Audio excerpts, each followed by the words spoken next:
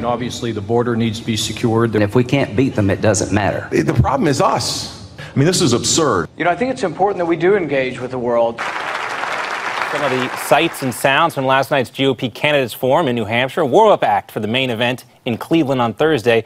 That debate will actually have people watching because Donald Trump will be there, unlike last night. Joining us right now for more is Dick Morris, Newsmax TV political analyst and author of the book Power Grab, Obama's Dangerous Plan for a One-Party Nation. Dick, you are handicapping Thursday night's debate here, and you picked 9 of the candidates. Let's take a look at a couple of minutes, and as we run through the list here, we know the folks that are going to be on the stage. Trump, you say, don't give an inch. Bush has to prove you are not some Boehner or McConnell imitation, but you say that he is. Walker, you want him to emphasize that you know how to win in swing states. Which one of these 3 right here do you think is going to do the best job of doing what they need to do? Of those 3? Well, Trump, because he can't help himself. Donald occupies the no man's land, which is between the things we all know are true and the politicians can't admit are true. You know, the people on disability, many of them are faking it. Right, and people don't have to learn who Donald Trump is because they know who he is, and that's a huge advantage here. Let's take a look at the next 3 that you handicap. We got Cruz, Rubio, and Paul here. First with Cruz, you say make it clear that if you win, we will win. You say it'll be Reagan time. Rubio, you say show some teeth, Tiger. Perhaps maybe a little condescending to Rubio there. And tell us what you would do about Iran and ISIS and terrorism to Rand Paul. Out of these 3, which one has the toughest task, do you think, tomorrow night? Well, Rand Paul does, because I don't think he really believes in being tough on those issues, and it's hard to go through a debate without that being exposed. But the most interesting one is Cruz's mission. If there's one thing that defines Republicans today, it's feeling that we go out, we work our butts off, we win an election, and the people we elect sell us down the river.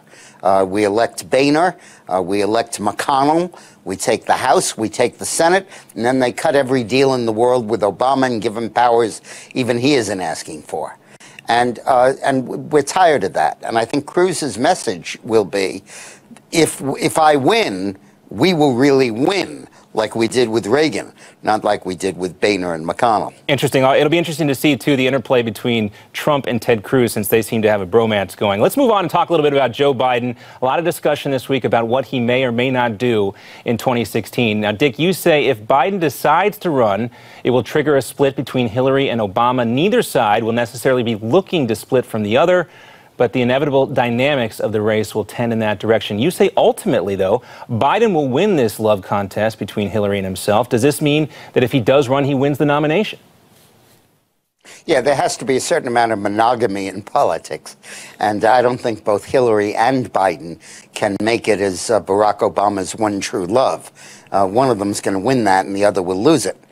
And the one that wins it which will be Biden, because he lives there, he's vice president, will be straight in line with what Obama wants, praising his policies, praising his achievements, saying how great the economy is. That leaves Hillary to say, no, it's not. We could do this better. This has to change. That's wrong. And every time she does that, which she's going to have to do to differentiate herself from Biden and to say anything that's going to be covered, it's going to alienate Obama, who is thin-skinned. And it's going to drive a rift between Obama and Hillary. And I think that the real problem that Hillary has with Biden's entry is how to stop it from becoming Hillary versus Obama, and in the course of that, her losing Obama's base and therefore the primary. Hey, do you think Obama is kind of pushing Joe Biden from behind the scenes to jump into the race here? Yes, I do. I'm not sure it's Barack Obama who's pushing it, or Michelle, and maybe Valerie Jarrett, his chief assistant. I think there's a feeling among the Obama true believers that when the Clintons were given power in the 1990s, they triangulated, they moved to the center, and they sold us out. Almost the mirror image of what we were just discussing that Ted Cruz is saying about the Republicans under Boehner. And I think that there's a sense of we want someone who's going to be a true believer and hang in there for us, and we do not trust Hillary Clinton. Now, Obama couldn't go after Hillary or put somebody else in the race, or put distance between himself and her while she was riding strong. You needed for her to be hammered and hammered and hammered and hammered and hammered.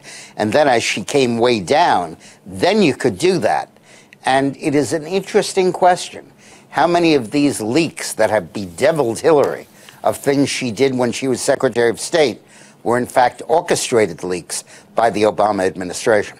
Interesting to take, and also to point out here, her poll numbers are dropping in a key demographic, that is with white women. According to a new Wall Street Journal NBC News poll, only 34% see her in a positive light, and these are the voters, Dick, that she's counting on. So we'll have to keep an eye on that. I wouldn't bet on that so much, John, because it's really single white women that's her base, and even more single white women mothers. But well, we got to run, Dick. We're out of time, but that does put her in a tough spot with this Planned Parenthood stuff. But always great to talk to you, Dick Morris, right here on Newsmax TV.